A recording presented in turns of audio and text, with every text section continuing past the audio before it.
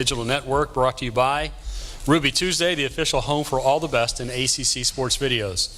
Jameis, the routine is somebody will raise their hand, we'll take the microphone, they'll identify who they're with, they'll ask the question, we'll spend a couple of minutes with you here.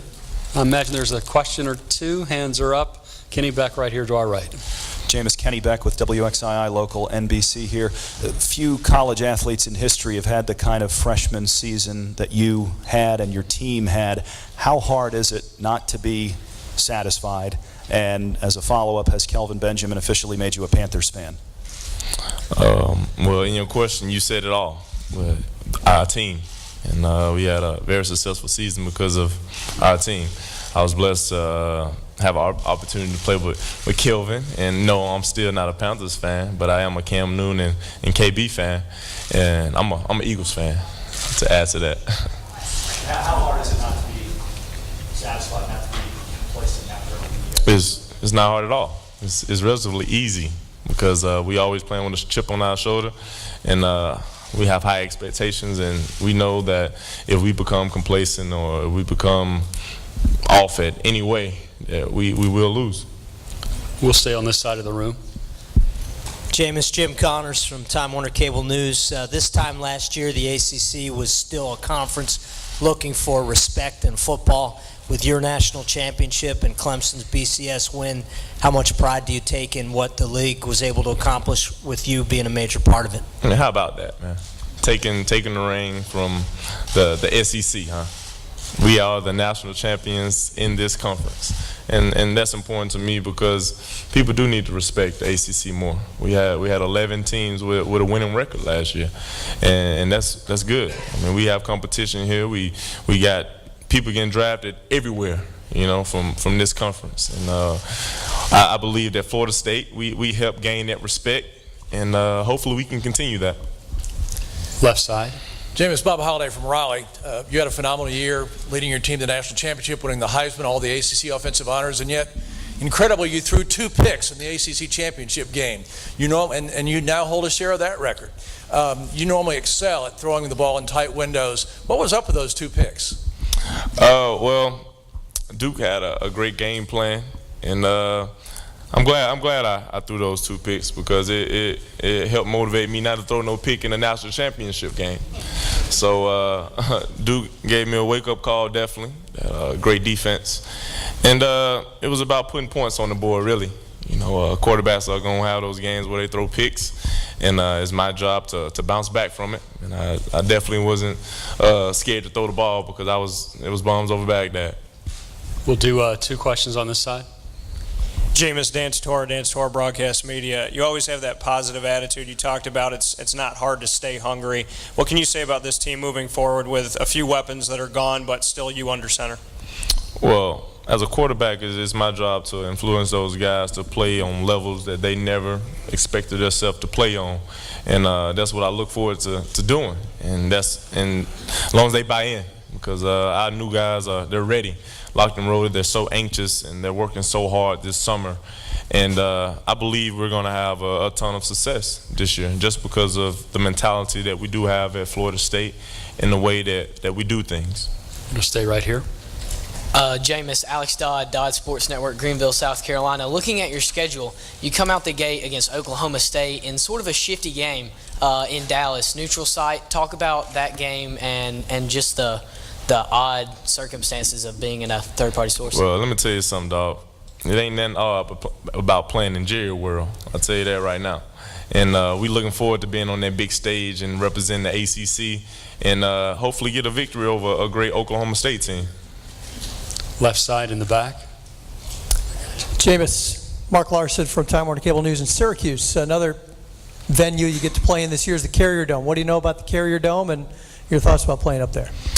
Well, I know very little about the Carrier Dome other than Syracuse football team and basketball team playing in there, but I'm down for exciting fields, and anywhere we playing football, I'm with it, you know. Behind the light tower on this side. Jameis, Ken Spencer, WHAS in Louisville. You talked a little bit about the respect in the ACC. What do you think about the new team on the block, Louisville? Louisville has had some great seasons, especially the past 2 years. BCS, well, not last year, but the previous year with beating Florida in the Sugar Bowl. And any team to help improve the ACC, and any team that we can bring in to get people to watch us play, is I'm all for it. Because I look forward to playing Louisville on Thursday in the cold Kentucky environment. But it's going to be fun. Right up here, Jameis. Jameis, Phil Kornblut, South Carolina Radio Network. What you went through in the offseason, did it change the way you look at people, the way you look at the media, and the way you look at law enforcement, the way all that was handled? Definitely not. Because I fixed everything, and I was cleared. And I gotta hold myself to a certain standard that the media may view me in, as the regular people may view me in. But I know that I can do that, because I've learned the true definition of being a leader, and being a leader on and off the field. And as a leader for the Florida State Seminoles, I not only have to respect the name on the back of my jersey, but I have a great university that is looking for me to be a great student athlete. And more importantly, I have teammates that are counting on me. And accountability is something that's very important to me. And so, yes, I've learned that leadership is more important as playing the quarterback position than anything else. We have two final questions, then we'll get PJ up here, right here on this side. Jameis, Spencer Turkin, ESPN Radio here in the Triad.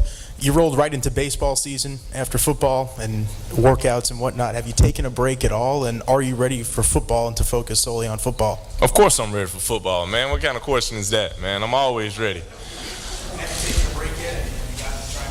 I haven't taken a true break, but I have had a week off before I started training with the team, and that was useless because I still was doing things, But of course, I'm looking forward to this season, man, and get a chance to represent the ACC, the reigning national champions. We're trying to do it again.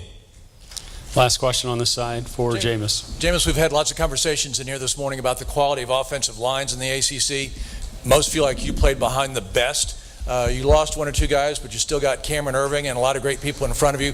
How good are the guys playing ahead of you, and how much of a comfort do they give you as you do make some changes at the skill positions? Well, our offensive line is the best offensive line in the country, and I repeat that Florida State's offensive line is the best offensive line in the country.